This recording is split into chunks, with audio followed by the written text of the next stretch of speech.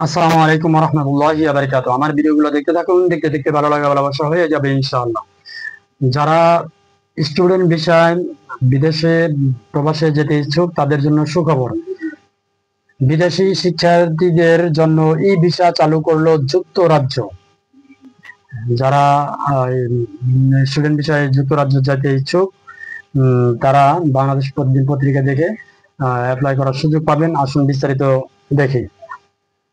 বাংলাদেশ সহ বিশ্বের বিভিন্ন দেশের বিদেশি শিক্ষার্থীদের ভিসা দেওয়ার ক্ষেত্রে বড় ধরনের পরিবর্তনের ঘোষণা দিয়েছে যুক্তরাজ্য।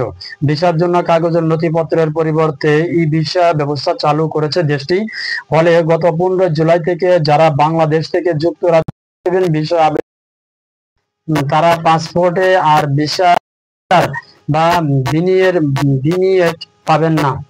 তবে আপনি যদি শিক্ষার্থী ডিপেন্ডেন্ট হন অথবা স্পন্সরকৃত শিক্ষার্থী অথবা কর্মী ছাড়া অন্য কোনো ক্যাটাগরির ভিসার আবেদন করেন তাহলে এখনো পাসপোর্টে স্টিকার ভিসা পাবেন।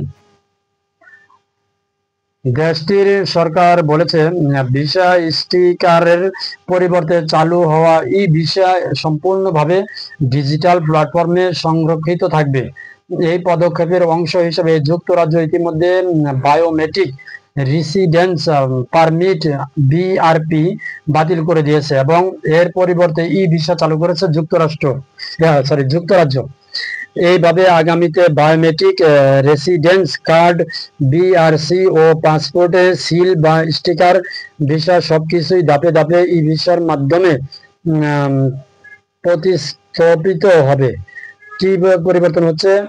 বাংলাদেশি শিক্ষার্থীরা এখন থেকে ভিসা পেলে তাদের পাসপোর্টে আর কোনো স্টিকার বিনিয়োগ থাকবে না। ভিসার সকল তথ্য সংরক্ষিত থাকবে একটি নিরাপদ ডিজিটাল অ্যাকাউন্টে, যেখান থেকে তা যে কোনো সময় যাচাই বা আপডেট করা যাবে। যুক্তরাজ্যে প্রবেশের সময় শিক্ষার্থীদের কাছে কেবল পাসপোর্ট এবং ই ভিসা অ্যাকাউন্টের তথ্য রাখতে হবে। কারা এখনো স্টিকার ভিসা পাবেন? আংশিক আবেদনকারী ই ভিসা পাবেন, তবে কিছু ক্ষেত্রে বিনিয়োগ স্টিকার চালু থাকবে। স্টুডেন্টদের স্বামী স্ত্রী সন্তান আবেদনকারীরা। যুক্তরাজ্যের হোম অফিস বলছে এই পরিবর্তনের উদ্দেশ্য হলে